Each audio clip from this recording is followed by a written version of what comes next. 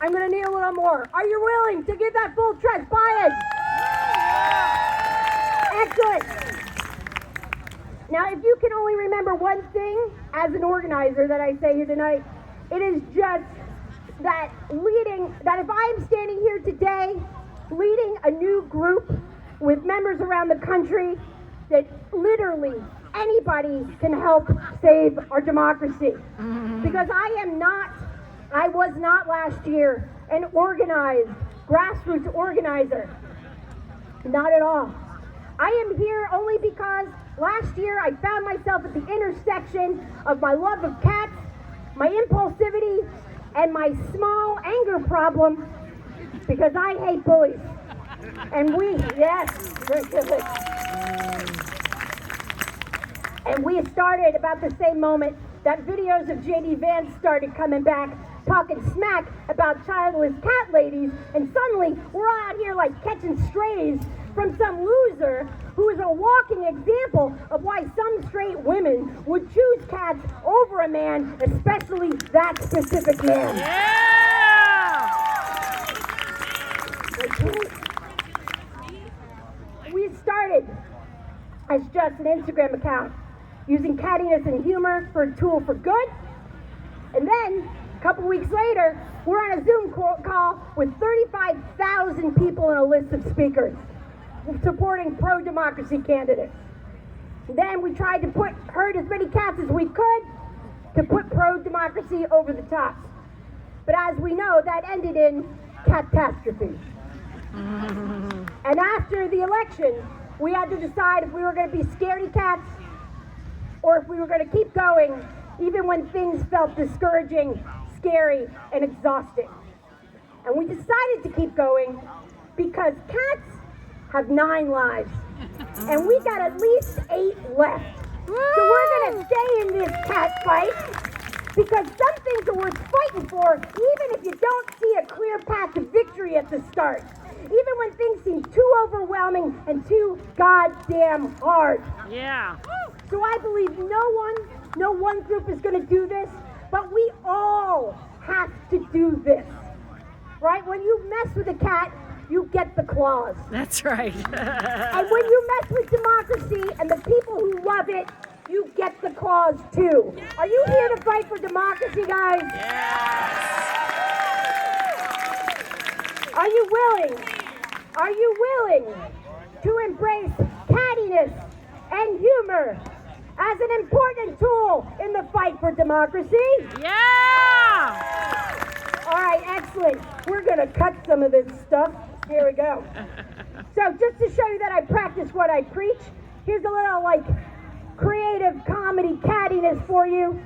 Some of it has never been said in public to people before. Let's see how it goes.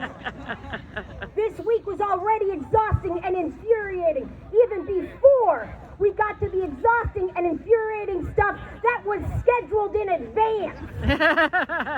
Imagine calling in the Marines because people are making fun of you for tripping up the steps of Air Force One, breaking up with your bestie on social media, and giving yourself a $50 million 79th birthday parade.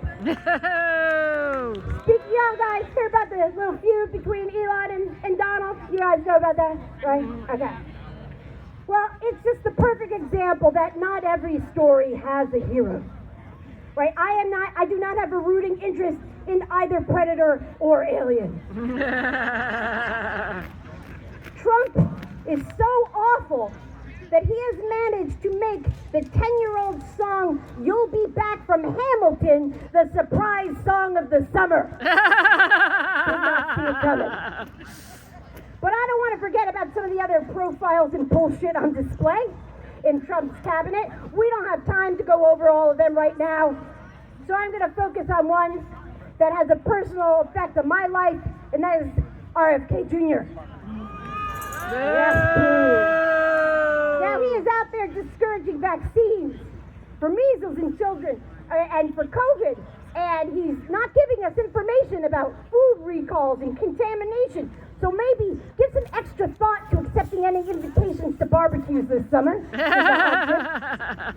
And there are so many terrible things that he is doing to us here in this country and to humanity. Like signing off on cutting research for cancer and ALS and so many other things.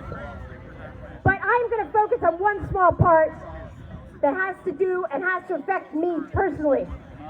And that is how we should deal with folks like me who have ADHD. Make some noise for me if you have ADHD. Make some noise for me.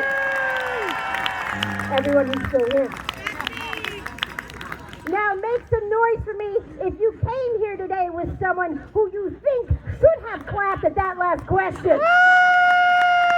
That's right, we are legion. Now people like RFK Jr. think ADHD folks don't need medication to function in the linear world they love. They think we're just addicted to speed. If so, then we are the only addicts who have to be reminded 10 times a day to take the drug we're addicted to. And that's because we're just built different.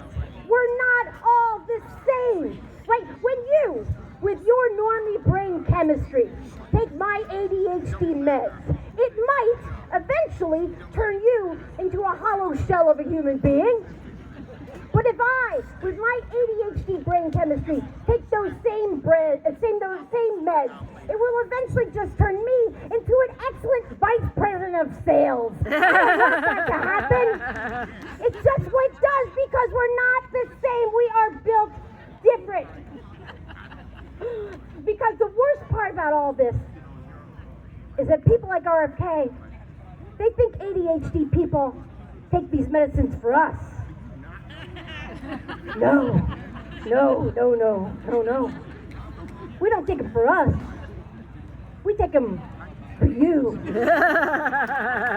take them for society. Yeah. You guys were the ones who got so upset when we were late for class, or we missed a meeting, or we screwed up the group Excel spreadsheet again.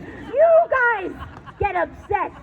We were over here doing other things, different things that were actually interesting to us personally. Sure, every once in a while we were doing these things, and then the water would get turned off, but we weren't necessarily unhappy. Eternally. Case in point, a year ago, I couldn't get my ADHD meds because of a shortage. And yes, I missed a lot of important work deadlines, but I also adopted a third cat, and that is a net win for me. Now there's been a lot of call and repeat, and I'm going to end with this thing that I need your total support for. Say all the ADHD people. So, hold on. Here we go.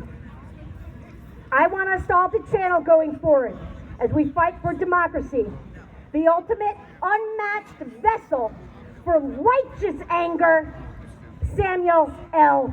Jackson. Hear me out. And as he said, the spirit, the energy I want us to take in the coming months, maybe years, is this. I have had it with these mother-loving snakes on this mother-loving plane. Everybody strap in. We're about to open some frickin' windows. Now in this metaphor, Trump, Doge, Broligards, they are the snakes. The country is the plane. And we, only collectively and only for this metaphor, are Samuel L. Jackson. So we need to channel that righteous anger to stop the bullshit. So stand up. Stand the hell up. If you are capable, stand up. And we are going to do a little call and repeat. I'll do it line by line. Are you ready? Yeah! By the way, let's tell Trump to keep Baltimore out of his frickin' mouth. Okay. Yeah! Repeat after me. I have had it. I have had it With these mother-loving snakes. With these mother-loving snakes. On this mother-loving plane. On this mother-loving plane. One more time so they can hear you on 14th Street in D.C.